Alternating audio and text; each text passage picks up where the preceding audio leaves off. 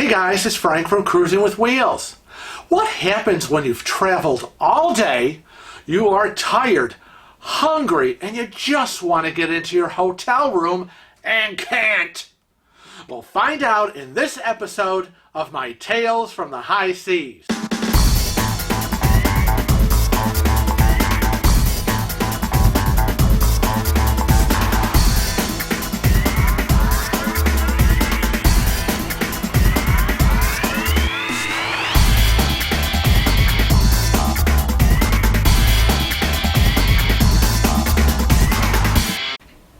It was Sunday, January 19th, and the entire Rochester group of people were flying down to Fort Lauderdale, Florida. Yep, travel day is always a long day, especially for me. You know, I'm in my wheelchair, and it's not exactly like, you're quick and running through the airport and you can get in and out. It's a lot of planning for me. It's a lot of planning to plan my bathroom time before I board the plane, planning my medications. I know we're first on the plane, but we're always last off. There's a lot to go through it, and of course it's the travel time. It's a 3-hour flight down from Rochester down to Fort Lauderdale. Thankfully, on this one, it wasn't an early flight like we normally get. It was a little later, so that, was a positive. But we get to Fort Lauderdale, and then get off the plane, collect our luggage, a lot of it, I might add, and we have to go out and we have to wait for our car service. And we did Super Shuttle. They were still running at the time in Fort Lauderdale. And so we called the Super Shuttle, loaded everything up, and made the trip to Miami because our group cruise was leaving out of the port of Miami. Now, we stayed in the same hotel that Kevin and I stayed the last time we sailed out of Miami. It was Spring Hill Suites Marriott. 5 minutes from the port. It's not the, super luxurious, hotel. People are like, oh, where do you stay? Where do you stay? Is it good? Well, it's good for us. It's good for us because it's 5 minutes from the port. And the handicap hotel rooms are huge. Absolutely huge. And it has a restaurant and a bar, and in the morning, free breakfast buffet. So for us, and for like, whatever, $200, $225 for the night, it was good. And so we finally made it there, and I think we actually got to the hotel and unloaded, and it was about 3 o'clock, which I believe is their time when your hotel room is, supposed to be ready for check-in. We always, call, we booked it. We didn't pay ahead of time this time around. We did the last time. Last time we were there, we paid when we booked, and we got a discount for paying early. This time we didn't. And of course, so we called the day before. You still got the reservation, Kevin and Frank, blah, blah, blah. Yes, we do. And what is your check-in time? Oh, it's 3 p.m. Awesome. So we got there about 3 p.m. when, everything should have been turned over and ready to check in. So we're all at the desk. So Dave and Darlene, they're checking in over here, and there's Mary and there's Janine, and we're all in line, and they're like, oh, no problem, no problem, no problem. We're like, oh, sorry, yeah, your room's not ready yet. Yeah, we're going to have to get to that. And I'm like, okay, oh God, I just want to, we just want to get to the room, dump all the luggage, kind of clean up, and then probably get back downstairs to the restaurant for food. So we're like, okay, well, let's see. We're not ready. Crap. So we decided to dump all our stuff to the closest, nearest hotel room. I'm not sure who it was, whether it was Dave and Darlene or whether it was Mary or Janine. I'm not sure who had the closest one. But we're like, listen, we'll just dump it. Our room's not ready. And then let's just go to the restaurant and just relax, have a drink. Traveled all day, so you kind of miss that, in the middle of traveling, you've missed your lunch, and it's now 3 o'clock-ish, getting later, we're starving! So, that's what we decided to do. And they said, and I remember at the desk, they're going, well, there really is no other room we can put you in. And I'm like, okay, well, as long as the room we booked is the one that, it's the handicapped room and the one that still needs to be cleaned and is available once it's clean, I guess that's all I really care about. You do have a room, right? We did book it a long time ago. So, went to the restaurant, and we all started ordering food and drinks. And then finally, after about an hour and a half, about 4:30, getting to almost 5 o'clock, it's like, Kevin, you want to go see if hopefully our room's ready by now.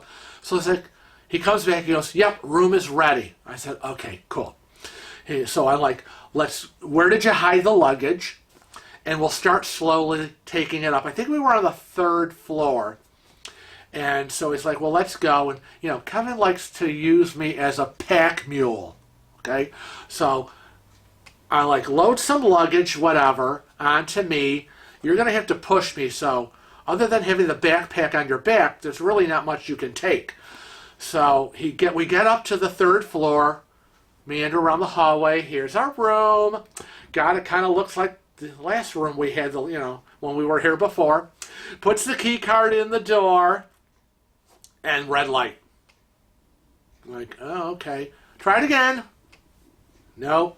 And he's, jiggle, jiggle. No, pull it out. Insert. Jiggle, jiggle. Oh, crap. Come on. I just want to get in the damn room. He's like, oh, you telling me I have to go all the way back down because this key card doesn't work? I'm like, yeah. I mean, what else could I say? I said, I'm here.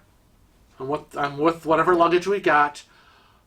Go down, get another key card, grab the rest of the luggage. I'm sitting here waiting. So, goes all the way back downstairs. He's waiting in line at the desk. Key card doesn't work. Don't know why. Please fix it. So they give him a brand new key card. So now we got the second key card. He grabs the rest of the luggage, gets on the elevator, back up to the 3rd floor. I am waiting. Oh, good. Puts the key card in. Red light. No green light. Red light. He's like, he looks at me and I'm like, oh God. I'm like, okay. Let's keep calm. Card goes in. Jiggle, jiggle. Nothing. Red light. In. Red light. Jiggle, jiggle. It's not working. It's like, I'm like, oh my God, we're going to have an explosion right here. I'm like, okay. He goes, do I freaking have to go back down to that desk again? I'm like, I don't know what to say other than, yeah, you do. I mean, we can't get in. I don't know why we can't get in. I don't know. I don't work here. So he storms off, goes back downstairs again. Key card, I wasn't there with him, so not sure what transpired. He was not very happy. The next thing I know, I hear ding. Oh, there's the elevator. And there he comes around the corner with the someone from guest services desk, right? And she's like, I've got my master key. And I've given you, she made him a 3rd key card. So, Kevin tries the 3rd key. I'm sure she was like, here's another key card. And he was like, yeah, thanks a lot, but no, I'm not coming down again, and you're coming with me. Because he had the new key card, and he had her with her master. So he puts the 3rd key card in, right? And it doesn't work. It doesn't work. The red light comes on, and she's like, what the heck? So she puts her master in, and it opens the door. And we're like, well, how could 3 key cards be bad? But her master's working. I go, well, at least we can get in. So I rolled in, got all the luggage in, and she says, I'm going to send the maintenance man up here. Something isn't right. So like, whatever, don't care. We're in the room. That's all I care about. We've already eaten. I just want to get in here, kind of get a little bit unpacked and prep for the night.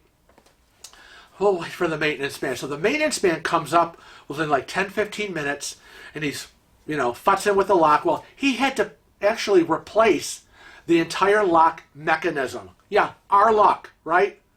The whole hotel, the room that we're in, Kevin and Frank's lock, the lock is bad. And he replaces the whole thing. So he's like, okay, everything is done. You're all set. Of course, Kevin's like, oh, hell, you're not leaving. You are not leaving. I will be out in the hallway with you. Let's close and lock the door. And I'm going to make sure my third key card works. So I'm like, I'm in there going, oh, Lord, please let it work. This will be bad if it doesn't. So all of a sudden I hear the card going in, and the door opens. So I go, oh, thank God. He goes, yeah, you're all set. And off he goes. Kevin's in. He's like, unbelievable. What a big old mess. Who wants to deal with that? But, crap happens. But why does it happen to us? Huh. So, now that little fiasco is taken care of, we kind of get ourselves settled for the night. I'm not sure what's happening with everyone else, though I think they all kind of wanted to go out. Let's go out, let's go to South Beach. And I don't know, Kevin went out for a bit, but he came back. End of the day story is that he was in bed by like 7:30 and asleep. And 8 o'clock I had lights out. That's all I remember. It was a long day. Very long day. And that whole lock situation didn't make it any better. But anyways, other than that, we've stayed there before. We'll probably stay there again. So, that's what happened in the big Miami lockout. Our luck, right? I don't know. Things always seem to happen to us. I could bet money and win that there would be a problem. But, as always, we muster through it and ended up getting up the next day, 5 minutes to the port, and boarding the NCL Encore for a great group cruise. So, we got all that negativity behind us, and we had a super cruise with everybody who joined us. I want to thank you for joining me in this latest episode of my Tales from the High Seas. I'll be back again, you know it, with another crazy story, but this time, I'll be back on the ship. We'll be on a ship, and I'll let you know all the crazy stuff that happened sailing into the Caribbean. Remember to click to subscribe on our YouTube channel. Become a regular family member. Don't just watch our videos. Be a regular subscriber. Find us on Facebook, Twitter, Instagram, and Snapchat. So, on behalf of Kevin and myself, remember to always travel safe and cruise often.